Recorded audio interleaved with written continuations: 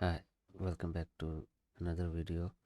In this video, we're going to cater some concepts prior to solving exercise 1.3 of chapter 1 functions and limit of second year mathematics. इस video में हम कुछ concepts discuss करेंगे exercise solve करने से पहले। तो उन कॉन्सेप्ट्स में सबसे पहले जो मेन कॉन्सेप्ट है वो है लिमिट ऑफ अ फंक्शन। ये लिमिट ऑफ अ फंक्शन एक ऐसा कॉन्सेप्ट है कि जिससे जो यूँ समझ लें कि ये कैलकुलस की बुनियाद है।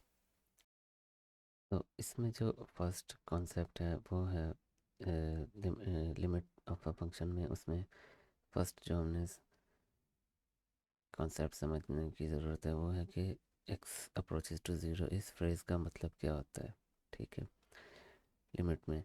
तो एक्स अप्रोचेस टू ज़ीरो, इस फ्रेज़ का मतलब है कि एक्स ज़ीरो को अप्रोच कर रहा है। अब किस तरह कर रहा है, अब हमने वो देखना है कि फॉर एग्जांपल एक वेरिएबल एक्स है, उसकी कोई भी वैल्यू है, यानी कि लेट कर लें कि वन उसकी वैल्यू है, ठीक है, वन है। अब हम नेक्स्ट वैल्यू क्या कर देते हैं, हाफ कर देते हैं, यानी कि प्रीवियस वैल्यू को हाफ करके नेक्स्ट वैल्यू आ गई।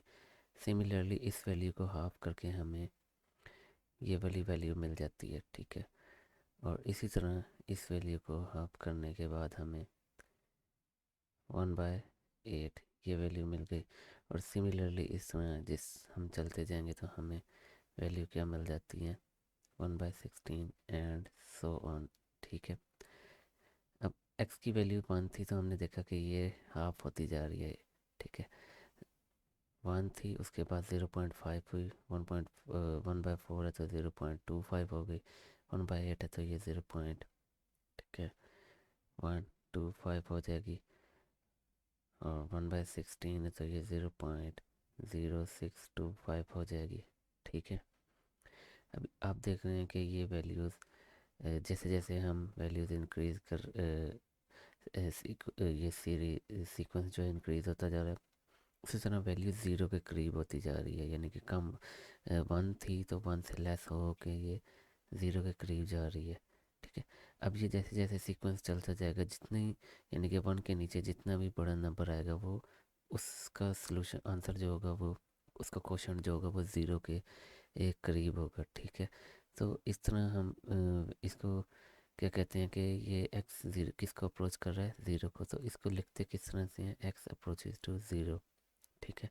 एरो लगा देते हैं, इसका मतलब होता है एक्स अप्रोचेज टू ज़ीरो, या हम कह सकते हैं कि एक्स टेंड्स टू ज़ीरो, ठीक है। अब इसका ये x approaches to zero, student confuse हो जाते हैं कि इसका मतलब है कि एक्स की वैल्यू ज़ीरो हो गई है। ऐसा नहीं है, ये वैल्यू जैसे जैसे हम बढ़ते जाते हैं आगे, वैल्यू बहुत छोटी होती जाती हैं, ठीक है। तो इतनी छोटी हो जाती है, फॉर एग्जांपल लेट कर लें कि 0.000000 चलते जाएँ और कोई वैल्यू आ जाए, ठीक है, समथिंग। तो ये ज़ीरो तो नहीं होगी ना वैल्यू, ठीक है। इसी तरह इसको हम x इक्वल टू ज़ीरो नहीं कह सकते, ठीक है।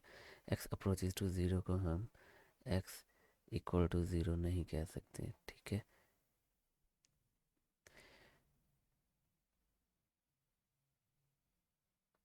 अब इसके बाद हमारे पास कॉन्सेप्ट आ जाता है कि x अप्रोचेज टू इन्फिनिटी, इसका मतलब क्या होता है, ठीक है। इसका मतलब है कि सिमिलर जैसे ये कॉन्सेप्ट देखा था, अब इसको देखते हैं। हम लेट कर लेते हैं कि x की वैल्यू 1 थी, ठीक है, उसकी वैल्यू फिर 10 हो गई, फिर उसकी प्रीवियस वैल्यू को 10 से मल्टीप्लाई करेंगे वो 100 हो जाएगी। इसी तरह 10 से मल्टीप्लाई करते जाएंगे तो वैल्यूज़, ठीक है, इंक्रीज़ होती जाएंगी। अब जैसे आप देख रहे हैं कि पहले वैल्यू 1 थी, उसके बाद उसका 10 टाइम्स हो गई। इसी तरह हर जो नेक्स्ट वैल्यू है वो प्रीवियस का 10 टाइम है, ठीक है। अब ये वैल्यूज़ क्योंकि प्रीवियस का 10 टाइम्स है तो इसको हम क्या कहेंगे कि ये वैल्यूज़ बढ़ती जा रही हैं, बढ़ती जा रही हैं, ठीक है, ये बड़ी होती जा रही है वैल्यू। तो ऐसा एक टाइम आएगा कि उस वैल्यू को हम इस तरह भी लिख सकते हैं कि डजंट मैटर, जितने मर्ज़ी ज़ीरो लगा दें, ठीक है। अब ये वैल्यू भी हमारी फाइनल वैल्यू नहीं होगी, इससे नेक्स्ट वैल्यू भी होगी, कब, जब हमें इसको 10 से मल्टीप्लाई कर देंगे। तो इसका क्या मतलब हुआ कि एक्स इंक्रीज़ होता जा रहा है, इतना इंक्रीज़ हो रहा है कि अप टू इन्फिनिटी जा रहा है। इन्फिनिटी मीन्स कि हमें नहीं पता कि फाइनल बड़ी वैल्यू क्या होगी, तो हम क्या कहते हैं कि एक्स सफिशेंटली लार्ज हो रहा है, ठीक है, यानी कि इन्फिनिटी के करीब, इन्फिनिटी को अप्रोच कर रहा है, ठीक है।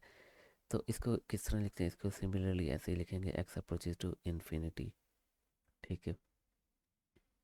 अब इसका मतलब भी यही है कि एक्स अप्रोचेज टू इन्फिनिटी को हम एक्स इक्वल टू इन्फिनिटी नहीं कह सकते, ठीक है, ये हम नहीं कह सकते क्योंकि इन्फिनिटी कोई नंबर नहीं होता, ये अनडिफाइंड होता है, कोई हम ऐसी बड़ी वैल्यूज़ नहीं बता सकते, ठीक है। सिमिलर कॉन्सेप्ट है कि अगर x अप्रोचेज टू a हो, ठीक है, a कोई भी नंबर है तो हम उसे क्या लिख सकते हैं, x अप्रोचेज टू a, ठीक है। इसका मतलब ये होता है कि x a को अप्रोच कर रहा है, a कोई भी वैल्यू है, ठीक है, वेरिएबल a को अप्रोच कर रहा है लेफ़्ट साइड से भी और राइट साइड से भी। ये कॉन्सेप्ट थे कि अप्रोचिंग टू अ वैल्यू या अप्रोचिंग टू इन्फिनिटी या अप्रोचिंग टू ज़ीरो, इनका क्या मतलब हो सकता है, ठीक है। अप्रोचिंग टू का मतलब ये नहीं हो सकता कि वो वैल्यू के इक्वल हो रहा है, ठीक है, उस वैल्यू के करीब जा रहा है, यानी कि उसकी वैल्यू इतनी बढ़ती जा रही है या कम होती जा रही है कि वो उस वैल्यू के करीब हो रहा है जिस वैल्यू को फंक्शन या एक्स वेरिएबल जो भी है वो अप्रोच कर रहा है, ठीक है, वो उसके इक्वल नहीं होता। फर्दर मूव करते हैं, लिमिट का कॉन्सेप्ट समझते हैं।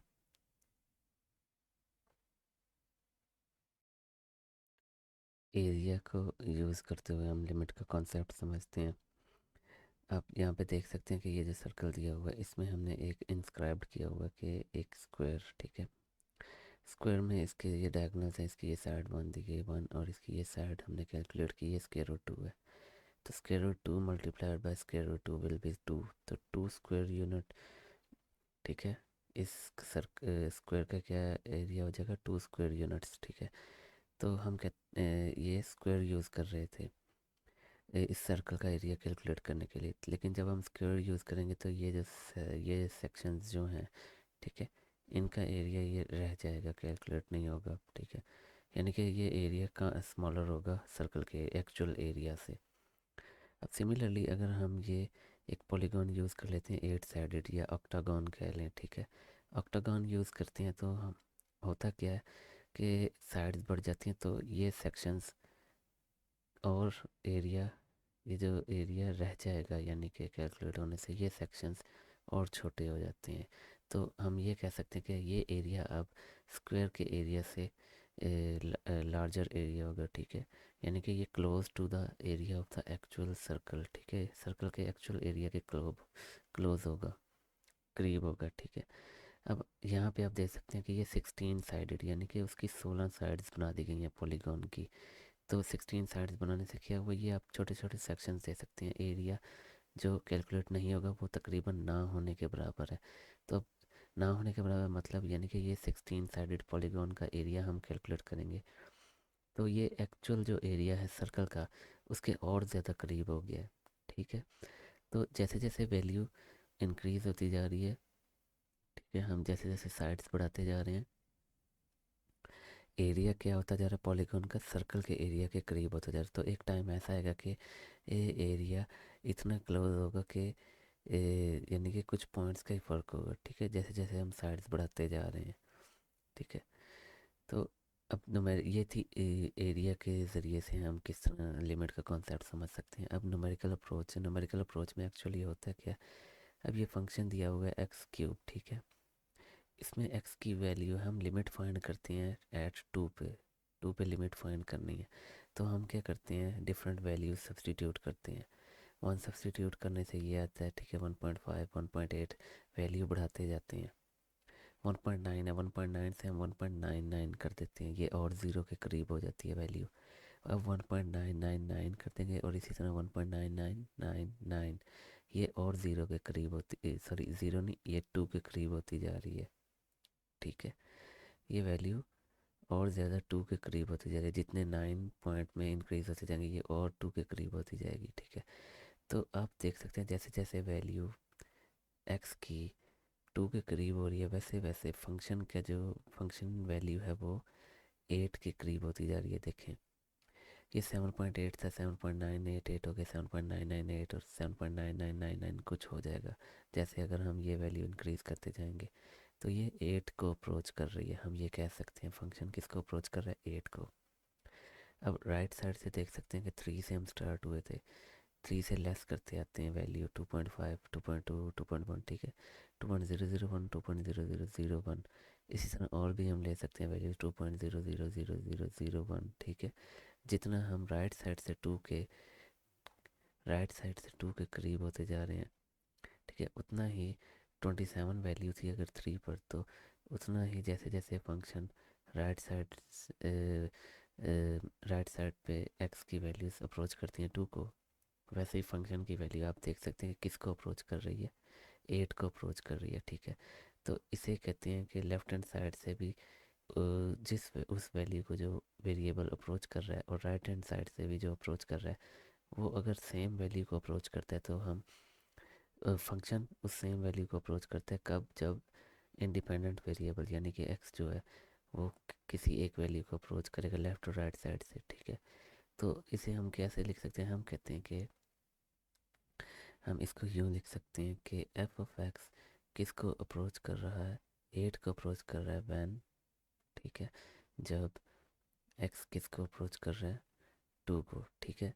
तो ये इसको हम इस तरह लिख सकते हैं, या हम इसको लिमिट की ज़ुबान में यूँ लिखेंगे कि limit x approaches to 2 f of x, ठीक है।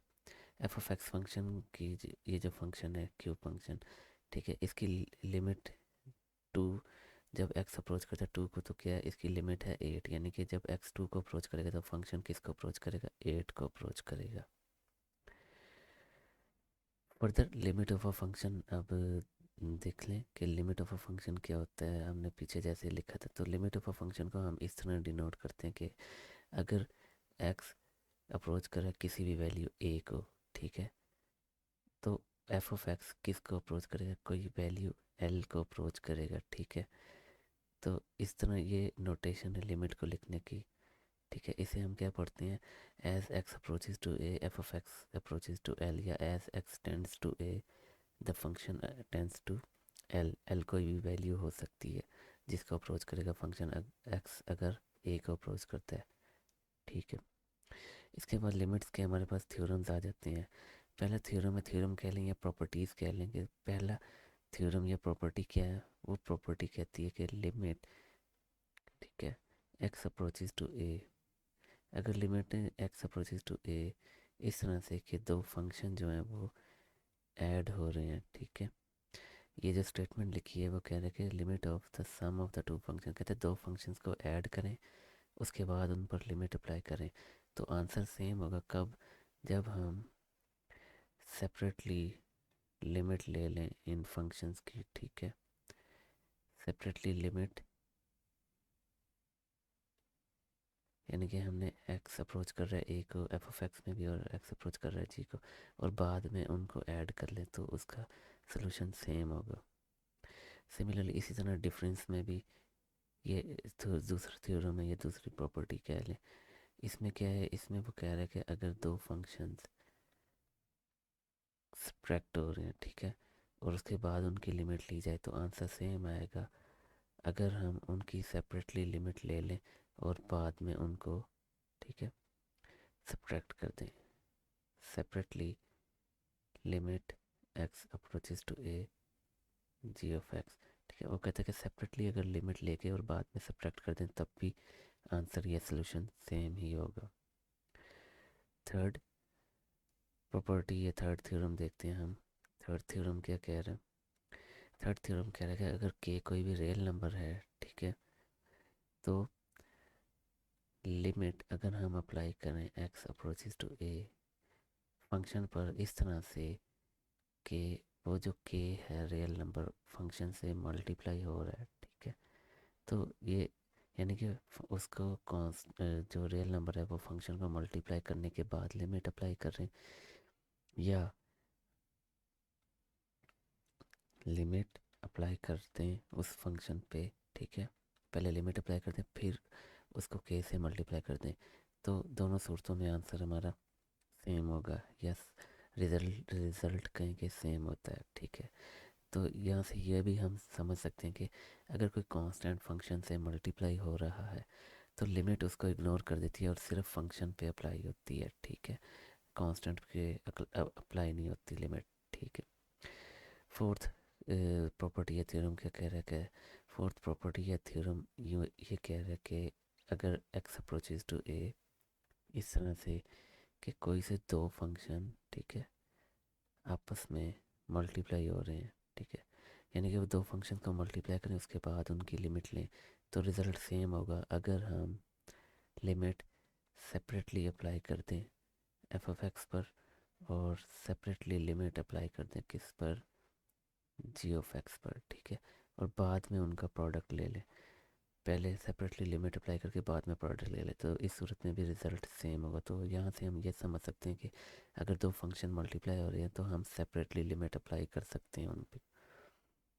इसी तरह सिमिलर कॉन्सेप्ट है कोशेंट का, यानी कि लिमिट एक्स अप्रोचेज टू ए इस तरह से कि दो फंक्शन इस तरह से अगर डिवाइड हो रहे हैं यानी कि कोशेंट हो रहा है, कोशेंट लिया जा रहा है फंक्शन का, तो उसका रिज़ल्ट सेम होता है अगर हम सेपरेटली लिमिट अप्लाई करके बाद में उनका कोशेंट ले लें। तो यहाँ से ये कॉन्सेप्ट समझ में आता है कि लिमिट अगर फ्रैक्शन में यानी कि दो फंक्शन हैं तो सेपरेटली नोमरेटर और डिनोमिनेटर दोनों फंक्शन पर सेपरेटली अप्लाई हो सकती है लिमिट। सिक्स्थ थ्योरम या सिक्स्थ प्रॉपर्टी है लिमिट की, वो क्या कह रही है, सिक्स्थ प्रॉपर्टी कह रही है कि अगर लिमिट हम अप्लाई करते हैं इस तरह से किसी फंक्शन पर कि उस फंक्शन की कोई पावर ली जा रही है इस तरह से कि वो n जो है वो इंटीजर है, ठीक है, इस तरह से अगर पावर ली जा रही है तो लिमिट हम फंक्शन पर अप्लाई कर सकते हैं, ठीक है, और उसके बाद उसकी पावर ले लें। तो यहाँ से ये समझ आता है कि फंक्शन की पावर ली जा रही है उसकी लिमिट हो, ठीक है, तो हम क्या कर सकते हैं उसके पावर के अंदर हम फंक्शन पे लिमिट अप्लाई कर सकते हैं, ठीक है, और उसके बाद उसका एक्सपोनेंट एग्जीक्यूट करवा सकते हैं, ठीक है, या पावर उसकी कैलकुलेट कर सकते हैं। तो रिज़ल्ट दोनों सूरतों में सेम होगा। ये थ्योरम्स थे, ये प्रॉपर्टीज़ थी लिमिट्स की, ठीक है, फंक्शन पे जो लिमिट अप्लाई करते हैं हम। फर्दर हम देखते हैं कि लिमिट की टॉपिक में आगे है कि इम्पोर्टेंट फंक्शंस है कुछ, उनकी लिमिट कैसे कैलकुलेट की जाती है। अब ये एक फंक्शन दिया गया, ठीक है, x raise to power N minus A raise to power N divided by X minus A. इसकी वो कहता है लिमिट अगर अप्लाई करें तो उसकी लिमिट का आंसर ये आता है इस तरह से, ठीक है, इस तरह से कि एन जो है वो इंटीजर है और ए ग्रेटर दैन ज़ीरो है, ठीक है, यानी कि ए नेगेटिव नहीं है। अब पहला केस है इसका कि अगर एन जो पावर ली जा रही है यहाँ और यहाँ, ठीक है, अगर वो पॉजिटिव हो तो किस तरह लिमिट अप्लाई कर सकते हैं हम, limit x approaches to a, ठीक है, x raise to power N minus A raise to power n whole divided by x minus a, ठीक है, limit x approaches to a whole divided by x minus a. अब आपको ये formulas याद होंगे कि इन फार्मूलाज को हम किस तरह लिखते हैं, एक्स माइनस ए इंटू एक्स प्लस ए, ठीक है। अब आपको ये वाला फार्मूला क्यूब वाला भी एक्स क्यूब माइनस ए क्यूब ये भी याद होगा कि ये एक्स माइनस ए इंटू एक्स स्क्वेयर्ड, ठीक है, plus a x plus A squared, ठीक है। अब इनकी जैसे जैसे पावर बढ़ाते जा रहे हैं अब आप देखें कि एक्स स्क्वायर माइनस ए स्क्वायर एक्स क्यूब माइनस ए क्यूब, ठीक है, इनमें क्या चीज़ कॉमन आ रही है, ये आ रही है चीज़, यानी कि एक्स माइनस ए का फैक्टर लाजमी होता है। उसके बाद हम देख सकते हैं क्या होता है, उसके बाद ये होता है कि ये पावर इसकी एक्सपोनेंट टू था, ठीक है, एक्सपोनेंट टू था तो अब यहाँ पे लेस हो जाती है पावर, एक कम हो जाती है टू से, टू माइनस वन वन, ठीक है। इसी तरह अब ये थ्री था एक्सपोनेंट तो यहाँ पे लेस हो गई है power, three minus one two, ठीक है।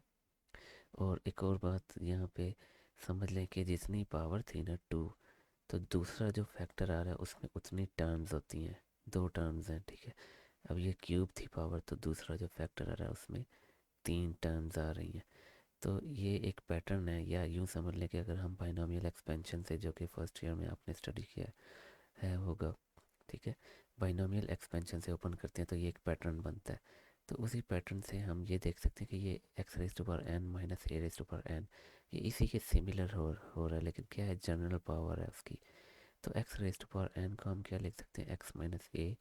ठीक है, अब जितनी पावर थी उसका एक माइनस होगा एक्स में से, और इसी तरह हम बाइनोमियल एक्सपेंशन से चलते जाएंगे। तो एक्स की पावर एन माइनस वन है, इससे लेस होते होते ज़ीरो होती जाएगी, और ए की पावर यहाँ पे ज़ीरो है और वो इंक्रीज़ होती जाएगी। तो a x raise to power N minus two. ठीक है, इसी तरह चलते जाएंगे हम, तो वो x raise to power zero यानी कि वो वन हो जाता है, और ए की पावर एन माइनस वन हो जाएगी। ठीक है, तो ये हमने ऊपर इस तरह उसको फैक्टराइज करके लिख लिया है।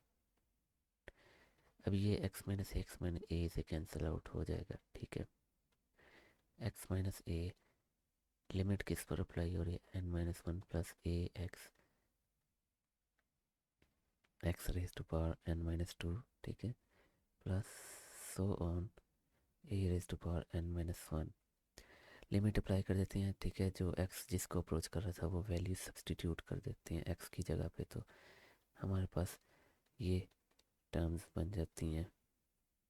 ठीक है, a raise to power N minus one, a raise to power N minus one. अब a raise to power one है और एन माइनस टू है, बेसिस सेम और पावर्स ऐड होती हैं, तो ये a raise to power N minus one, sorry, a raise to power N minus two plus one हो जाएगा ये वाला। ठीक है, तो ये एन माइनस वन बच जाएगी। इसी तरह नेक्स्ट भी ऐसे ही होगा, a raise to power N minus one हो जाएगा, और सो ऑन चलते जाएंगे, तो a raise to power N minus one. अब मैंने आपको बताया था कि ये जितनी पावर होती है ना, दूसरे में उतनी ही टर्म्स आती हैं। ठीक है, तीन है पावर तो तीन टर्म्स आएंगी दूसरे फैक्टर में। तो अब इसकी पावर एन थी, तो दूसरे फैक्टर में कितनी टर्म्स होनी चाहिए, ठीक है, एन एन टर्म्स होनी चाहिए। ठीक है, ये भी एन टर्म्स हैं और ये भी एन टर्म्स हैं। ठीक है, अगर ये एन टर्म्स हैं तो ये इसको हम लिख सकते हैं n times a raise to power N minus one, यानी कि ये एन टाइम्स आ रही है ये टर्म, तो इसको n dot a raise to power N minus one. तो हमने ये प्रूव कर दिया कि ये इसी के इक्वल एग्जीक्यूट होती है इसकी लिमिट। ठीक है,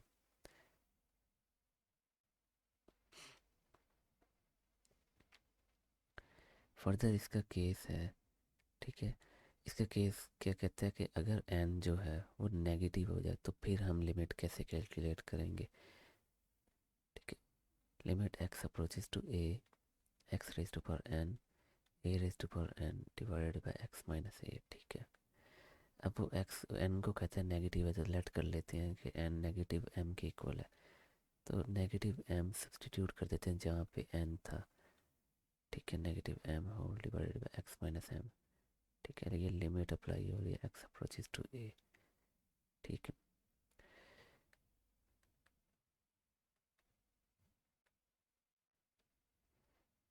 अब एक्स ये जो नेगेटिव पावर होती है ये जब डिनोमिनेटर में जाएगी तो ये पॉजिटिव हो जाएगी। सिमिलरली यहाँ पे हम डिनोमिनेटर में पावर एंटर कर देते हैं, a raise to power n whole divided by x minus a. अब इसको सॉल्व आउट करते हैं हम, या एलसीएम लेके। ठीक है, तो एलसीएम क्या है इसका, a raise to power m x raise to power m. ठीक है, तो ये क्या लिखा जाएगा, a raise to power m minus x raise to power m whole divided by x minus a. ठीक है, ये लिमिट हम लिखते जाते हैं साथ साथ, limit x approaches to a. ठीक है, यहाँ भी हम लिमिट लिख देते हैं, limit x approaches to a. ठीक है, अब इसको हम एलसीएम कॉमन ले लेते हैं, limit x approaches to a. ठीक है, one divided by a raise to power m x raise to power m. ठीक है, एक ये फैक्टर बन जाएगा और एक ये a raise to power m minus x raise to power m x minus a. ठीक है, इसको हम फर्दर इस तरह लिख सकते हैं, limit x approaches to a. ठीक है, यहाँ से अगर माइनस कॉमन ले लें तो ये हो जाएगा -1/m x raise to power m, ठीक है। और ये हो जाएगा x raise to power m minus a raise to power m x minus a। अब पीछे प्रॉपर्टी हमने पढ़ी थी कि दो फंक्शंस मल्टीप्लाई हो रहे हैं तो लिमिट सेपरेटली अप्लाई हो जाती है, तो हम सेपरेटली लिमिट अप्लाई कर देते हैं। Limit x approaches to a, ठीक है। ये किस पर अप्लाई होगी? -1/a raise to power m x raise to power m पर, ठीक है। ये इस पर लिमिट अप्लाई होगी। और limit x approaches to a x raise to power m minus a raise to power m whole divided by x minus a, ठीक है। अब इसको आप देख सकते हैं कि ये हमने पीछे प्रूव किया हुआ है। अभी जब केस 1 था ये वो बन गया, तो इसका क्या सोल्यूशन है? इसमें हम लिमिट जहाँ भी x है वहाँ पे सब्स्टिट्यूट कर देते हैं वैल्यू, तो 1/a raise to power m, ठीक है। और ये पीछे जो अभी केस 1 किया था उसका क्या सोल्यूशन था? n डॉट, क्योंकि यहाँ पे पावर m आ रही है तो ये इसको हम m लिखेंगे, m dot a raise to power m, ठीक है, -1, ठीक है। अब इसको सिंप्लीफाई करते हैं, -1/a raise to power 2m dot m dot a raise to power m-1। a raise to power 2m है, इसलिए हम क्या कर सकते हैं? इसे हम लिख सकते हैं कि ये ऊपर जाके नेगेटिव हो जाएगी, -m dot a raise to power m-1 -2m। Basis same है तो पावर्स जब ये डिवीजन होती है तो पावर सब्ट्रैक्ट हो जाती है। -m dot a raise to power m plus का, ये माइनस का m है तो ये हो जाएगा -m-1, ठीक है। तो इसमें आपने देख लिया कि अगर नेगेटिव हो तो उसका क्या सलूशन आता है, उसका ये सलूशन आता है, ठीक है, अगर n नेगेटिव हो तो। नेक्स्ट हम मूव करते हैं। नेक्स्ट कौन सा इंपॉर्टेंट फंक्शन है? वो ये फंक्शन है, इसमें हमने प्रूव करना है। तो इसको प्रूव करते हैं हम। x approaches to 0 square root a x plus a minus square root of a, ठीक है, डिवाइडेड बाय x। अब इसको हमने लिमिट अप्लाई करने से पहले हम क्या करेंगे? इसकी रैशनलाइजेशन करेंगे। क्यों? क्योंकि हम x अप्रोचेस टू 0 है, x 0 सब्सटीट्यूट कर दिए तो ये अनडिफाइंड हो जाएगा, हमें अनडिफाइंड नहीं चाहिए, ठीक है। इसीलिए हम सिंप्लीफिकेशन करते हैं कि ताकि डिनोमिनेटर में 0 ना आए। तो उसके लिए हम क्या करेंगे? उसके लिए हम ये रैशनलाइजेशन करेंगे, प्लस a से मल्टीप्लाई करेंगे, और ठीक है, मल्टीप्लाई और डिवाइड सेम से करेंगे। लिमिट x अप्रोचेस टू 0, ये a minus b a plus b वाली फॉर्म बन गई है, तो ये क्या हो जाएगी? ये x plus a minus a हो जाएगा, और नीचे क्या होगा? x into square root of x plus a, ठीक है, plus square root of a, ये हो जाएगा। ऊपर नोमरेटर में limit x approaches to 0, numerator में x plus a minus a से कैंसिल आउट हो जाएगा, ठीक है, x plus a plus square root of a। अब a से कैंसिल आउट हो गया तो नोमरेटर में हमारे पास क्या बचा? हमारे पास बचा x डिवाइडेड बाय डिनोमिनेटर में क्या है? x into square root of x plus a plus square root of a, ठीक है। x से x कैंसिल आउट हो गया। जब x से x कैंसिल आउट हो जाएगा तो limit x approaches to a 0 1 divided by square root of x plus a plus square root of a। अब आप देख सकते हैं कि जब हम लिमिट 0 x की जगह पे सब्सटीट्यूट करेंगे तो ये डिनोमिनेटर 0 नहीं होगा, तो लिमिट अप्लाई कर देते हैं, ठीक है। जहाँ पे x है वहाँ पे 0 सब्सटीट्यूट कर दिया हमने, स्क्वायर रूट ऑफ a, ठीक है। तो 1 divided by square root of a plus square root of a, this will become 1 divided by 2 square root of a, which is the solution जो कि हमने ये प्रूव करना था, ठीक है। अब नेक्स्ट कॉन्सेप्ट है हमारे पास लिमिट एट इन्फिनिटी। इन्फिनिटी पे अगर लिमिट हो तो हम कैसे कैलकुलेट करेंगे, ठीक है। जैसे यहाँ पे शो हो रहा है कि लिमिट पॉजिटिव एक्स अप्रोच कर रहा है पॉजिटिव इन्फिनिटी को, तो उसको कैलकुलेट कैसे करेंगे। तो उसको कोशिश की जाती है कि अगर कोई पोलिनोमियल फंक्शन दिया गया है तो उसको हम 1/x की फॉर्म में लेकर जाते हैं। क्यों? क्योंकि हमें पता है 1/इन्फिनिटी क्या होता है, वो ज़ीरो के इक्वल होता है, ठीक है। तो इसको इस फॉर्म में लेके जाते हैं इस, तो ये आंसर ज़ीरो आता है और हम एग्जीक्यूट कर सकते हैं लिमिट उसकी। सिमिलर कॉन्सेप्ट जो है वो नेगेटिव इन्फिनिटी के साथ है, उसमें भी हम इसी फॉर्म में लेके जाते हैं ताकि हम ज़ीरो मिल सके, ठीक है। 1/इन्फिनिटी, 1/पॉजिटिव इन्फिनिटी हो या 1/नेगेटिव इन्फिनिटी, ये इन दोनों का सलूशन क्या होता है, ज़ीरो होता है। क्योंकि जितनी बड़ी वैल्यू होगी लेफ़्ट साइड पर जाते हुए या राइट साइड पर जाते हुए, एक्स उतना ज़ीरो को अप्रोच करता है। ये पहले स्टार्ट में मैं आपको एग्जांपल समझा चुका हूँ ये वाली, ठीक है। एक्स की वैल्यू जैसे बड़ी होती जाएगी तो हम उतना ज़ीरो के करीब पहुँचते जाते हैं। अब इसको समझने के लिए ये क्वेश्चन सॉल्व करते हैं, ठीक है। लिमिट एक्स अप्रोच कर रहा है पॉजिटिव इन्फिनिटी को, इसमें हम क्या करते हैं, x approaches to positive infinity, ठीक है। इस फंक्शन में हम क्या करते हैं, इस फंक्शन में हम लिमिट अप्लाई करते हैं, लेकिन लिमिट अप्लाई करने से पहले कुछ सब्सटीट्यूट कुछ हमें करना पड़ेगा ऐसा कि 1/x की फॉर्म आ जाए। तो उसके लिए हम क्या करते हैं, उसके लिए हम करते हैं कि इसको डिवाइड कर देते हैं किससे, एक्स रेज टू पावर 3 से, ठीक है। इस फंक्शन को एक्स रेज टू पावर 3 से हम डिवाइड कर देते हैं।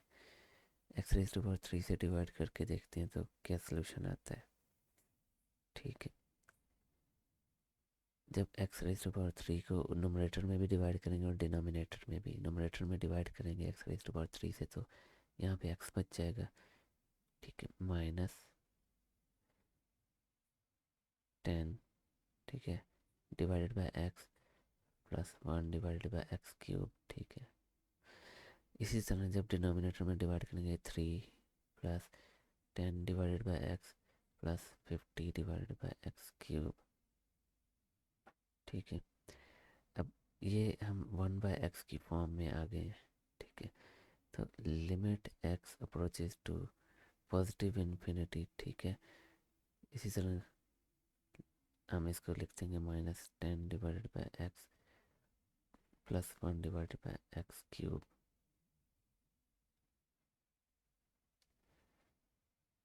-3 प्लस 10 डिवाइडेड बाय एक्स। ये जो क्यूब है इसको हम होल क्यूब में लिख सकते हैं 50 डिवाइडेड बाय एक्स क्यूब। इसमें अब हम लिमिट अप्लाई करेंगे, ठीक है। लिमिट अब यहाँ जहाँ जहाँ एक्स है वहाँ पे लिमिट अप्लाई कर देंगे। यहाँ पे एक्स है तो इसकी जगह पे हम, ठीक है, पॉजिटिव इन्फिनिटी सब्स्टिट्यूट कर देंगे। यहाँ पे एक्स है तो पॉजिटिव इन्फिनिटी, ठीक है। यहाँ पे एक्स क्यूब है तो पॉजिटिव इन्फिनिटी का क्यूब, ठीक है। सिमिलर एक्स है तो यहाँ पे पॉजिटिव इन्फिनिटी सब्स्टिट्यूट कर देंगे और यहाँ पे पॉजिटिव इन्फिनिटी, ठीक है, और क्यूब। ये लिमिट अप्लाई कर दी हमने, ठीक है। अब इसमें देखते हैं कि जब 5 इन्फिनिटी से मल्टीप्लाई होगा तो इन्फिनिटी विल बिकम इन्फिनिटी। ये 1/इन्फिनिटी की फॉर्म बन रही है तो ये ज़ीरो होगी, ये भी 1/इन्फिनिटी की फॉर्म है तो ये ज़ीरो, ठीक है। अब ये -3 है, ये 1/इन्फिनिटी की फॉर्म है तो ये भी ज़ीरो हो जाएगा, और ये 1/इन्फिनिटी की फॉर्म, ठीक है। तो ये भी यानी कि something divided by infinity that is zero, तो ये भी ज़ीरो हो गया। तो इन्फिनिटी में ज़ीरो माइनस हो रहा है और प्लस हो रहा है तो ये इन्फिनिटी ही रहेगा डिवाइडेड बाय ज़ीरो। अब ये क्या आंसर आ गया, ये भी इन्फिनिटी ही आंसर आएगा हमारा। तो इस तरह से लिमिट हम कैलकुलेट कर सकते हैं जिसमें एक्स अप्रोच कर रहा हो इन्फिनिटी को। इसके बाद हमारे पास कुछ कॉन्सेप्ट्स आ जाते हैं लिमिट के, ठीक है। ये लिमिट के क्या हैं, ये इन्फिनिटी पर लिमिट जब अप्लाई करते हैं तो ये सर्टन खास एक्सप्रेशंस हैं, तो उसका एक सोल्यूशन आता है, ठीक है। क्या कि लिमिट अगर एक्स अप्रोच करे पॉजिटिव इन्फिनिटी को तो 1+1/n, ठीक है, रेज टू पावर n, ये किसके इक्वल होता है, ये e के इक्वल होता है, ठीक है, जिसे यूलर्स कांस्टेंट भी कहते हैं, ठीक है। तो ये इसमें आप देख सकते हैं कि जो यहाँ पे रेसिप्रोकल है ना, यानी कि जो 1/n है ना, तो उसी का रेसिप्रोकल पावर में है। तो इस तरह का फंक्शन अगर हो और लिमिट पॉजिटिव इन्फिनिटी को अप्रोच कर रही है तो ये यूलर्स कांस्टेंट के इक्वल आता है, ठीक है। तो इसको हम देखते हैं कि किस तरह से ये होता है। अब 1+1/n रेज टू पावर, ठीक है, raise to power n is equal to, इसे हम बाइनोमियल थ्योरम से ओपन करते हैं, तो ये 1 प्लस, ठीक है, n इंटू 1/n, ठीक है, plus n into n-1 divided by 2 factorial, ठीक है। ये बाइनोमियल एक्सपेंशन है, ये ख़ास किस्म का एक्सपेंशन है, यानी कि जब इस तरह की शेप बन रही हो तो हम किस तरह से बाइनोमियल एक्सपेंशन को ओपन करते हैं, 1+n(x) प्लस, ठीक है, n into n-1 whole divided by 2 factorial x² plus so on. तो उस तरह से हम इसको ओपन कर रहे हैं, तो एक्सपेंड कर रहे हैं बाइनोमियल एक्सपेंशन को, ठीक है। ये जो बाइनोमियल दिया था इसकी जो पावर है, ठीक है, उसको एक्सपेंड कर रहे हैं। तो अब नेक्स्ट हम क्या लिखेंगे, n into n-1 n-2 whole divided by 3 factorial, ठीक है, 1/n whole cube plus so on, ठीक है। इसी तरह अब जब हम सिंप्लीफाई करेंगे तो इसको हम लिख सकते हैं, ये n से कैंसिल हो गया, ये 1 हो गया, ठीक है, प्लस आगे हम सिंप्लीफाई करेंगे, क्या करेंगे, हम इसको ये 2 फैक्टोरियल जो है इसको हम लिख सकते हैं 1/2 फैक्टोरियल, ठीक है। अब ये पावर 2 है ना, तो इसको हम 1/n मल्टीप्लाई 1/n लिख सकते हैं। तो क्या करेंगे हम, 1/n इससे मल्टीप्लाई होके कैंसिल आउट हो गया, ठीक है। अब 1/n जब इसको अंदर सब्सटीट्यूट करेंगे तो ये n से n कैंसिल आउट और ये यहाँ 1/n, यानी कि हमारे पास ये शेप बन जाएगी 1-1/n, ठीक है। अब यहाँ पे अगर ऐसे होगा तो सिमिलरली 1/3 फैक्टोरियल, ये n एक n से कैंसिल होगा, पावर स्क्वायर बच जाएगी, स्क्वायर वाली इसमें सब्सटीट्यूट करेंगे तो हमारे पास 1 माइनस, ठीक है, 1/n बचेगा। इसमें जब 1/n जो एक और बचेगा तो वो 1-2/n हो जाएगा, ठीक है, प्लस सो ऑन, ठीक है। अब यहाँ पे आप देख सकते हैं कि अगर n इन्फिनिटी को अप्रोच करता है, यानी कि n सफिशेंटली लार्ज, सफिशेंटली बड़ी वैल्यू हो रही है n की, तो ये जो 1/n है, ठीक है, और ये 2/n हो जाए, ठीक है, या 3/n हो जाए, या सो ऑन, इस तरह की वैल्यूज़ जो हैं वो क्या करेंगी, वो किसको अप्रोच करेंगी, वो सारी वैल्यूज़ किसको अप्रोच करेंगी, ज़ीरो को। अब पीछे एक समझ चुके हैं ये कॉन्सेप्ट के डिनोमिनेटर अगर जितना बड़ा होता जाएगा वो उतना ज़ीरो, उसका जो कोशंट है, जो सोल्यूशन है, वो ज़ीरो को अप्रोच करता जाता है। तो इस तरह की जो भी वैल्यूज़ हैं, अगर n इन्फिनिटी को अप्रोच करेगा तो वो सारी वैल्यूज़ ज़ीरो को अप्रोच कर जाएंगी, और अगर ये ज़ीरो को अप्रोच कर जाती हैं, ठीक है, तो इसको हम लिख देते हैं क्या, लिमिट, ठीक है, x approaches to positive infinity, ठीक है। इसको हम क्या लिख सकते हैं, 1+1/n whole raise to power n is equal to, हम लिख सकते हैं 1+1+1/2 फैक्टोरियल, ठीक है, ये 1-0, ठीक है, प्लस 1/3 फैक्टोरियल इंटू 1-0 1-0, ठीक है, प्लस सो ऑन। तो इसको हम सिंप्लीफाई करेंगे, 1+1 क्या हो जाता है, 2, प्लस 1/2 फैक्टोरियल, इसे हम लिख सकते हैं 0.5, ठीक है। इसको 1/3 फैक्टोरियल इंटू 1-0 1-0, ये 1 हो जाएगा, 1 मल्टीप्लाई होगा इससे 1/3 फैक्टोरियल से जो कि 1/6 होता है, तो ये क्या हो जाएगा 0.16666, ठीक है। इसी तरह ये चलता जाता है 7, हम ये राउंड अप करके यहाँ पे 7 लगा देते हैं। इसी तरह सिमिलरली आप देख रहे हैं कि 1/2 फैक्टोरियल, 1/3 फैक्टोरियल, तो नेक्स्ट 1/4 फैक्टोरियल बचेगा, उसके बाद 1/5 फैक्टोरियल बचेगा, तो उनकी वैल्यूज़ आएंगी, ठीक है, अप टू सो ऑन। अब इनकी वैल्यूज़ को जब हम ऐड करेंगे तो हमारे पास कुछ इस तरह की वैल्यू आएगी, 7, 1, 2.7182881 सो ऑन, ठीक है। तो इसको हम, ये क्या वैल्यू है, किसकी है, ये ई की, यूलर्स कांस्टेंट की, ठीक है, अप्रॉक्सीमेट वैल्यू है।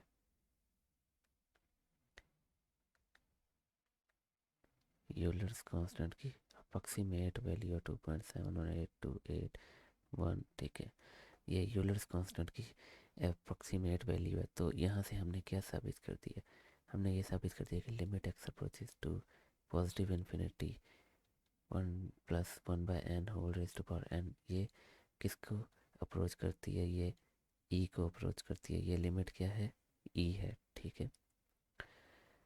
इसी की अब डिडक्शन है, वो देख लेते हैं हम। इसी जो हमने अभी प्रूव किया था उसकी डिडक्शन है, ठीक है। तो प्रूव क्या था, एक्चुअली प्रूव ये था, x approaches to positive infinity 1+1/n⁴n is equal to e. हमने ये प्रूव किया अभी पीछे। अब इसमें हम क्या करते हैं, लेट कर लेते हैं कि n किसके इक्वल है, 1/x के, ठीक है, n 1/x के इक्वल है। और अगर n 1/x के इक्वल है तो 1/n किसके इक्वल हो जाएगा, x के। तो जहाँ पे इसमें, अब अगर ये ऐसा है तो जब x 0 को अप्रोच करेगा तो n किसको अप्रोच करेगा, ठीक है, n इन्फिनिटी को अप्रोच करता है। या यूँ कह लेंगे, अगर n इन्फिनिटी को अप्रोच करेगा तो आंसर क्या आएगा, 0, यानी कि x 0 को अप्रोच करता है, ठीक है। तो ये लिमिट किस में कन्वर्ट हो जाएगी फिर, लिमिट x अप्रोचेस टू 0, ठीक है। और जहाँ पे 1/n था वहाँ पे हम क्या सब्स्टिट्यूट कर देंगे, x, और जहाँ पे n था वहाँ पे हम 1/x सब्स्टिट्यूट कर देंगे। ये भी ई को अप्रोच करती है, ये डिडक्शन है उस फॉर जो प्रूव हमने किया था पीछे, ठीक है। ये एक्सरसाइजेस में डिडक्शंस जो हैं, ये जो फार्मूलाज या कॉन्सेप्ट्स हैं, ये सारे एक्सरसाइज 1.3 में हम यूज़ करेंगे। इसके बाद हमारे पास एक और ये फार्मूला आ गया लिमिट का, ठीक है। इसमें क्या है, इसमें ये हमने प्रूव करने के लॉग, ठीक है, बेस ई है, ठीक है, और ये ए, ये आंसर आता है अगर हम इसकी इस फंक्शन की लिमिट एक्स अप्रोचेस टू 0, ठीक है, ये कैलकुलेट करें तो इसको क्या करते हैं हम, a⁻x−1 को y के इक्वल पुट कर देते हैं, सब्स्टिट्यूट कर देते हैं।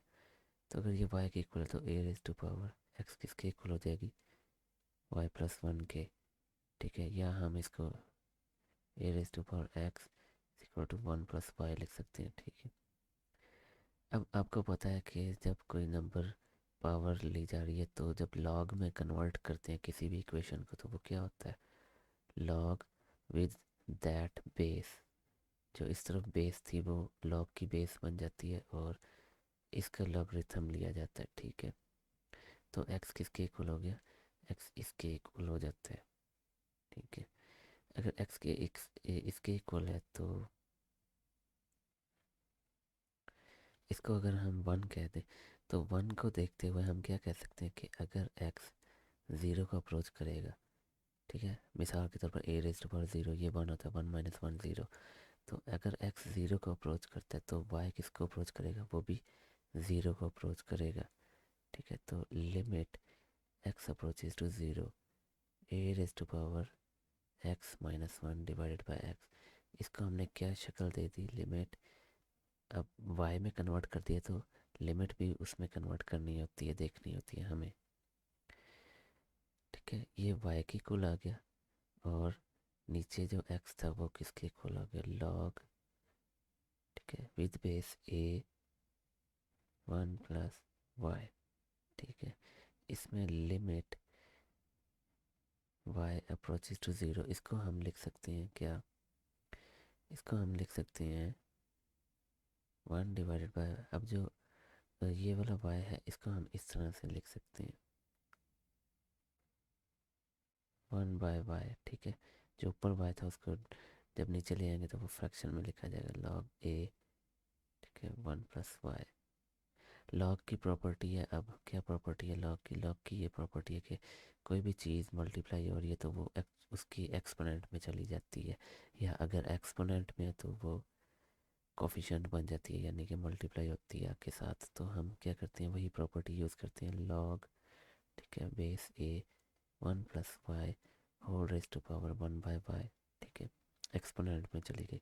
अब ये हम पीछे एक केस पढ़ के आए हैं कि लॉग यानी कि अब ये लिमिट है लॉग, ठीक है, लॉग के अंदर भी लिमिट अप्लाई हो सकती है, ठीक है, लॉग के अंदर लिमिट अप्लाई हो सकती है। तो अब हम ये केस पढ़ के आ चुके हैं पीछे कि अगर x अप्रोच करता है ज़ीरो को तो 1+x raise to power 1/x। अभी हमने डिडक्शन पढ़ी थी, वो किसके इक्वल होता है, e के इक्वल होता है। तो अगर वो e के इक्वल होता है तो हम क्या लिख सकते हैं, जब लिमिट अप्लाई करेंगे, लिमिट अप्लाई करने के बाद हम लिख सकते हैं लॉग, ठीक है, लॉग विद बेस ए, तो इसका क्या सोल्यूशन आएगा, इसका e लिखा जाएगा, ठीक है। तो यहाँ पे जब e आ जाएगा तो उसके बाद हम इसे क्या लिख सकते हैं, इसे हम लिख सकते हैं लॉग की प्रॉपर्टी है 1/, इस लॉग को हम सेपरेटली यूँ लिख सकते हैं log of e divided by log of a, ठीक है। अब फ्रैक्शन के नीचे फ्रैक्शन है तो फ्रैक्शन उलट जाएगी, ठीक है। तो ये हो जाएगी log of A divided by log of, base में नहीं आएगा, लॉग ऑफ ई, ये कॉमन लॉगरिथम लिया जा रहा है विद बेस 10, ठीक है। अब इनको वापस हम कन्वर्ट कर देंगे किसकी बेस में, लॉग ई की बेस में और ए। तो ये हमने प्रूव कर दिया कि अगर इसका लिमिट ली जाए एक्स अप्रोचेज टू ज़ीरो तो ये आंसर आता है।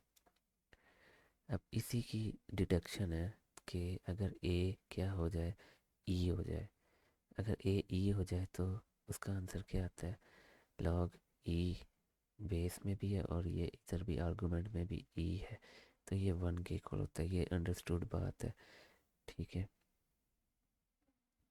लॉग की प्रॉपर्टी जो है वो अंडरस्टूड है कि अगर ये और ये दोनों सेम हो जाए तो आंसर हमेशा 1 आता है, ठीक है।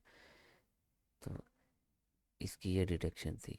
इसके बाद हम क्या देखते हैं, इम्पोर्टेंट रिजल्ट्स हैं कुछ, क्या कि ई रेज टू पावर एक्स है, अगर एक्स अप्रोच करता है इन्फिनिटी को तो आंसर क्या आएगा, इन्फिनिटी आएगा, ठीक है। सिमिलरली नेगेटिव इन्फिनिटी है तो नेगेटिव इन्फिनिटी को हम क्या करते हैं, जब इस तरह लिखते हैं 1/, e raise to power negative x, जब यहाँ पे नेगेटिव इन्फिनिटी सब्सटीट्यूट करेंगे तो वो क्या हो जाएगा, एक्चुअली पॉजिटिव इन्फिनिटी, यानी कि माइनस इनटू माइनस इन्फिनिटी, ठीक है। अब ये माइनस और माइनस प्लस हो जाएगा तो ये हो जाएगा पॉजिटिव इन्फिनिटी। अब ये हम अभी देख चुके हैं ये इन्फिनिटी के इक्वल होता है, तो ये 1/, इन्फिनिटी। अब 1/, क्या होता है, ज़ीरो, तो इस तरह से ये ज़ीरो होगा अगर नेगेटिव इन्फिनिटी को अप्रोच कर रहा है। सिमिलरली अगर लिमिट अप्रोच करिए प्लस या माइनस इन्फिनिटी को, तो कोई भी वैल्यू एक्स से डिवाइड हो रही है और एक्स अप्रोच कर रहा है पॉजिटिव या नेगेटिव इन्फिनिटी को तो आंसर ज़ीरो आता है, ठीक है। ए क्या है, कोई भी रियल नंबर हो सकता है। इसके बाद हमारे पास है सैंडविच थ्योरम, ठीक है।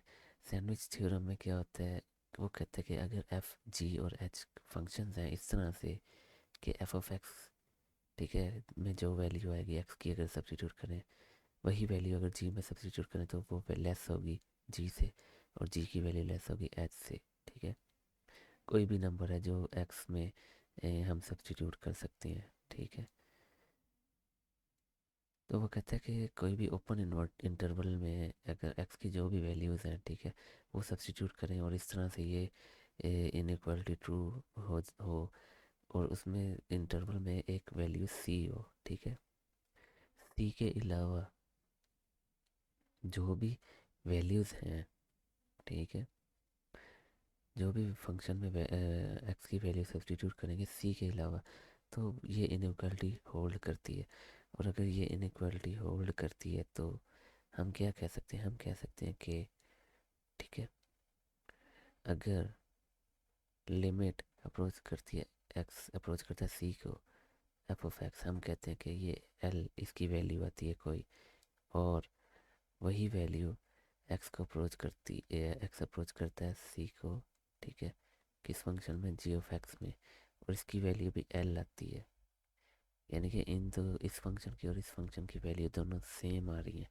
तो हम क्या कह सकते हैं, हम कह सकते हैं कि लिमिट एक्स अप्रोचेज टू सी, ठीक है, एच ऑफ एक्स की वैल्यू भी क्या होगी, एल होगी, ठीक है। अगर ये इनइक्वालिटी होल्ड करती है तो हम ये कह सकते हैं कि एफ़ को जो लिमिट अप्रोच कर रही है किसी नंबर पर, उसी नंबर पर अगर जी को लिमिट अप्रोच कर रही है और उन दोनों का आंसर सेम आ रहा है, तो हम ये कह सकते हैं कि वो जो तीसरा फंक्शन है उसको सेम नंबर पर अगर लिमिट अप्रोच करेगी तो उसका आंसर भी वही आएगा जो जी और एफ़ का आ रहा था, ठीक है। ये सैंडविच थ्योरम कहलाता है, ठीक है। इसमें फंक्शन आप देख सकते हैं कि एफ ऑफ एक्स और एच ऑफ एक्स में जी ऑफ एक्स सैंडविच हुआ हुआ है, ठीक है। ये एक कन्वेंशन है इसको याद रखने की, ठीक है। तो ये सैंडविच थ्योरम यूज़ कहाँ होता है, तो काफ़ी सारे ऐसे लिमिट्स के प्रॉब्लम्स राइज होते हैं, ठीक है। ऐसे प्रॉब्लम्स आते हैं जिसको डायरेक्टली हम सॉल्व नहीं कर सकते, यानी कि एनालिटिकल मेथड से या अलजेब्रिक मेथड से। तो उनको सॉल्व करने के लिए क्या है, हम सैंडविच थ्योरम यूज़ करते हैं, ठीक है। नेक्स्ट हमारे पास जो है कॉन्सेप्ट जो हमने देखना है ये है कि अगर थीटा जो है वो रेडियन में मेजर किया जाए तो ये जो है ना, इसकी वैल्यू क्या होती है, 1 होती है।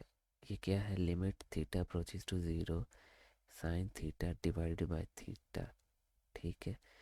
तो इसकी वैल्यू किसको, 1 को अप्रोच करती है। तो ये हम प्रूव करने की कोशिश करते हैं, ठीक है। कहते हैं कि एक सर्कल ले लेते हैं, उसकी एक आर्क है, ठीक है, ये उसका रेडियस है, ठीक है, ये रेडियस है, और ये यहाँ पर एंगल थीटा है, ठीक है। अगर ये एंगल थीटा है तो ये भी आर इज इक्वल टू 1 और ये भी आर इज इक्वल टू 1 हो जाएगा, ठीक है। तो यहाँ से इसको हम कह देते हैं ओ, यहाँ पे इस सेगमेंट को हम कह देते हैं ए, ठीक है। अब यहाँ से एक परपेंडिकुलर गिरा देंगे, ठीक है, इसको हम कह देते हैं सी, और इस पॉइंट को हम बी कह देते हैं, ठीक है। और इन दोनों को हम एक स्ट्रेट लाइन से मिला देते हैं, ठीक है। ये डायग्राम बन गई। अब ये डायग्राम बन गई, अब इस डायग्राम में ये यूनिट सर्कल है, यूनिट सर्कल मतलब उसका रेडियस 1 है, ठीक है। इसमें क्या हमें दिया हुआ कि ओ ए की जो लेंथ है और ओ बी की जो लेंथ है वो क्या है, वो 1 है। 1 क्यों है, क्योंकि ये रेडियस है, रेडियस हर जगह पर सेम रहेगा, ठीक है। अब ये चीज़ है, ये तो हमने लिख लिया। अब एक राइट ट्रायंगल है, कौन सी, ठीक है, एक राइट ट्रायंगल है ओ सी बी। इसमें हम क्या देख सकते हैं, ओ सी और बी, इसमें हम देख सकते हैं कि इस राइट ट्रायंगल में हम देख सकते हैं कि ये जो ट्रिग्नोमेट्रिक रेशो है साइन थीटा, ये किसके इक्वल है, परपेंडिकुलर डिवाइडेड बाय हिपोटेन्यूज, ठीक है। तो परपेंडिकुलर क्या है, बी सी की length divided by O B, ठीक है, इसकी लेंथ, बी सी की लेंथ किसके इक्वल होगी, बी सी के, ठीक है। और ओ बी की लेंथ अभी हम देख सकते हैं कि ये 1 के इक्वल है, तो B C divided by 1 will be length of B C, ठीक है, ये आ गया। सिमिलरली राइट ट्रायंगल किस में, right triangle O A D. अब ये ओ ए डी ट्रायंगल कौन सी है, अगर हम इसको इस तरह से प्रोड्यूस कर दें या बढ़ा दें, ठीक है, उस साइड को, तो ये हमारे पास एक ट्रायंगल बन जाती है, ठीक है। इसको हम मिला देते हैं ए से, ठीक है। तो ये एक राइट ट्रायंगल बन जाती है, डमी फिगर है, तो आपको समझ आ गया। अगर इसी सेगमेंट को हम बढ़ा दें और इसका परपेंडिकुलर गिरा दें तो ये ओ ए और ये डी। इस राइट ट्रायंगल को देखें तो इस राइट ट्रायंगल में हम क्या देख सकते हैं, हम देख सकते हैं कि टेन थीटा क्या होता है, टेंजेंट थीटा। ठीक है, ये रेशियो ट्रिग्नोमेट्रिक किसकी इक्वल होती है, परपेंडिकुलर डिवाइडेड बाय बेस। ठीक है, तो ए डी परपेंडिकुलर है ओ ए डी में, और ओ ए बेस है। ठीक है, A D perpendicular divided by one, O A क्योंकि वन है तो इसका सलूशन क्या आ गया, ए डी। ठीक है, इसके बाद अब हम theta, in terms of theta the areas are expressed as. अब हम एरियाज़ को देखते हैं कि कौन कौन से एरियाज़ इसमें हमारे पास हैं इस ट्रायंगल में। पहला एरिया हमारे पास क्या है, पहला एरिया है, ठीक है, पहला एरिया, ठीक है, एरिया ऑफ किसका, ट्रायंगल। ठीक है, ट्रायंगल का सिंबल यूज़ करते हैं, ट्रायंगल ओ ए बी। ठीक है, ट्रायंगल ओ ए बी का एरिया हम देखते हैं कि क्या है। ये ट्रायंगल ओ ए बी, इसका एरिया कैलकुलेट कर हम कैसे कर सकते हैं, इसका कैलकुलेट कर सकते हैं 1/2। ठीक है, बेस, बेस क्या है, ओ ए है, मल्टीप्लाई हाइट, हाइट क्या है, बी सी है। ठीक है, तो 1/2 ओ ए किसके इक्वल है, 1 के इक्वल है, और बी सी की वैल्यू किसके इक्वल है, इसके इक्वल है। यहाँ से हम देख सकते हैं, तो वो हम सब्सटीट्यूट कर देते हैं साइन थीटा। तो हमारे पास क्या आंसर आ गया, 1/2 साइन थीटा आ गया। ठीक है, इस एरिया का दूसरा एरिया हम देख सकते हैं इसी फिगर में, किसका, एरिया ऑफ, ठीक है, एरिया ऑफ सेक्टर। सेक्टर कौन सा, ये जो सर्कल का सेक्टर बन रहा है, ठीक है, ओ ए बी, ये सर्कल का सेक्टर, ये आर्क समेत। ठीक है, पहले तो एरिया यहाँ तक देखा था हमने, ये वाला एरिया, अब सेक्टर का भी एरिया देख रहे हैं हम। ठीक है, तो सेक्टर का एरिया क्या होगा, सेक्टर ओ ए बी, तो area of sector of circle का आपको फार्मूला याद होगा कि वो है 1/2 आर स्क्र थीटा के। ठीक है, 1/2 आर स्क्र, आर रेडियस क्या है 1 है, वो हमने सब्सटीट्यूट कर दिया और थीटा थीटा ही रहेगा, तो ये 1/2 थीटा हो गया। ठीक है, अब तीसरा एरिया इसी फिगर में कौन सा है, ओ ए डी, इस ट्रायंगल का। ठीक है, area of triangle O A D, तो इसका एरिया क्या होगा, 1/2 बेस मल्टीप्लाई हाइट, तो 1/2 ओ ए डी क्या हो जाएगा, ठीक है, 1/2 बेस मल्टीप्लाई हाइट, तो 1/2 ओ ए 1 के इक्वल है, और ए डी किसके इक्वल है, ए डी हम पीछे कैलकुलेट कर चुके हैं कि ये टेंजेंट थीटा के इक्वल है, तो इसको हम यहाँ पे टेंजेंट थीटा को सब्सटीट्यूट कर देते हैं, tan theta is equal to, ये हमारे पास बच जाएगा 1/2 टेन थीटा के। ठीक है, ये एरियाज़ थे, हमने देख लिया कि ये एरियाज़ इनके इक्वल हैं। ठीक है, इसके बाद अब हम इसी फिगर को देखें। अब ये जो एरिया है ओ ए बी ट्रायंगल का यहाँ तक, ठीक है, ये एरिया छोटा है किससे, ठीक है, area of triangle O A B, ये छोटा है किससे, ये छोटा है ये एरिया ऑफ सेक्टर से। जाहिर बात है ये भी तो एरिया ऐड हो रहा है, तो ये सेक्टर का जो सर्कल का सेक्टर है उसका एरिया बड़ा होगा, जाहिर बात है इस ट्रायंगल से, तो ये area of sector O A B, ठीक है, उस सेक्टर के एरिया से तो ये लेस है। और अब एरिया जो सेक्टर का है, ठीक है, ये वाला एरिया, ये इस ट्रायंगल के एरिया से लेस है, किस, ओ ए डी ट्रायंगल के एरिया से लेस है, तो हम उसको क्या लिख सकते हैं, ये लेस है एरिया ऑफ, ठीक है, इसको हम लिख सकते हैं ट्रायंगल डी। ठीक है, अब इनकी वैल्यूज सब्स्टिट्यूट कर देते हैं हम। क्या वैल्यूज़ हैं इनकी? Area of O A B triangle का वैल्यू क्या है? 1/2 sine theta less than sector का एरिया क्या आया? 1/2 थीटा लेस देन इसका क्या वैल्यू आई है? 1/2 टेंजेंट थीटा। ठीक है, इसको अब हम आगे सॉल्व करते हैं। अब ये हमारे पास इनइक्वालिटी आ गई है। ठीक है, अब इस इनइक्वालिटी में हम क्या करेंगे? साइन थीटा क्योंकि पॉजिटिव है, ठीक है, तो साइन थीटा पॉजिटिव होने की वजह से 1/2 साइन थीटा से हर जगह पे डिवाइड कर देंगे। जब हर जगह पे डिवाइड करेंगे तो यानी कि इस पूरे से इससे हर जगह पे डिवाइड कर देना है इनइक्वालिटी में। ठीक है, जब डिवाइड करेंगे तो ये 1 हो जाएगा। ठीक है, ये 1/2 डिवाइडेड बाई 1/2, 1/2 से 1/2 cancel, theta divided by sine theta आ जाएगा।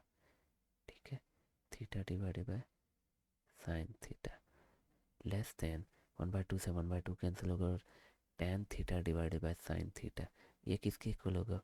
ये हो जाएगा 1/cos थीटा के। क्यों? क्योंकि tan theta sine by cos के इक्वल होता है और वो डिवाइड हो रहा था साइन से, तो साइन से साइन कैंसिल आउट हो जाएगा, कॉस बच 1/cos थीटा बच गया। ठीक है, अब यहाँ पे हम क्या कर सकते हैं? यहाँ पे हम रेसिप्रोकल ले लेते हैं इस इनइक्वालिटी में। तो जब हम रेसिप्रोकल लेंगे 1/1 क्या होता है? 1 होता है।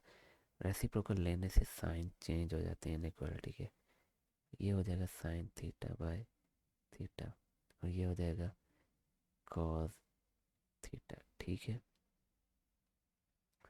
अब यहाँ पे हम देख सकते हैं, क्या देख सकते हैं, या इसको हम इस तरह भी लिख सकते हैं सीधा करके, cos theta less then sign theta divided by theta less then 1। इस इनइक्वालिटी में हम देख सकते हैं कि जब थीटा किसको अप्रोच कर रहा है, थीटा अगर अप्रोच करेगा 0 को, ठीक है, तो कॉस थीटा किसको अप्रोच कर रहा है? कॉस थीटा 1 को अप्रोच कर रहा है। ठीक है, और ये चीज़ भी 1 है और कॉस थीटा भी 1 को अप्रोच करे। अगर थीटा 0 को अप्रोच करे, यहाँ भी थीटा 0 को अप्रोच करे, तो ये वैल्यू 1 के इक्वल है, क्योंकि कांस्टेंट पे तो कोई इफेक्ट नहीं आता लिमिट का। ठीक है, अब आप देख सकते हैं कि ये एक ऐसी वैल्यू है जो किन के दरमियान सैंडविच हुई हुई है। ठीक है, सैंडविच थ्योरम अगर आपको याद हो, ये ऐसी वैल्यू है जो सैंडविच हुई हुई है दो फंक्शंस के दरमियान, इस तरह से कि इसकी भी वैल्यू 1 है और इसकी भी वैल्यू 1 आ रही है जब हम लिमिट अप्लाई करते हैं थीटा अप्रोचेस टू 0। ठीक है, तो जो वैल्यू सैंडविच हुई हुई है उन दोनों वैल्यूज़ के जिन जो अप्रोच करी हैं किसको? 1 को, तो वो वैल्यू खुद किसको अप्रोच करेगी? जब लिमिट थीटा 0 को अप्रोच करेगा तो वो वैल्यू खुद किसे अप्रोच करेगी? वो खुद भी 1 को अप्रोच कर रही होगी। ठीक है, सैंडविच थ्योरम के मुताबिक। तो इस तरह की अप्रोचेस में सैंडविच थ्योरम यूज़ होता है। यहाँ पर आपको समझ आ गया होगा। तो इस तरह से हमने ये प्रूव कर दिया क्या, कि अगर थीटा रेडियन में है, ठीक है, तो limit theta approaches to 0 sine theta divided by theta किसके इक्वल होता है? ये फंक्शन किसको अप्रोच कर रहा होता है? ये इसका 1 को अप्रोच कर रहा होता है, इसकी वैल्यू 1 होती है। तो ये कॉन्सेप्ट्स थे जो लिमिट के बारे में, ये इसका प्रूफ था। ठीक है, सिंपल सा प्रूफ है ये। तो ये कॉन्सेप्ट्स थे लिमिट के बारे में। ठीक है, एक्सरसाइज 1.3 को सॉल्व करने के लिए ये कॉन्सेप्ट समझना ज़रूरी है, इसलिए इसकी सेपरेट एक वीडियो बनाई गई है। इसके बाद एक्सरसाइज 1.3 की वीडियो बनाई जाएगी। So hope you like the video. If you really do, make sure you like, comment, subscribe if you haven't already, and share with others. आपको नेक्स्ट वीडियो में मिलेंगे।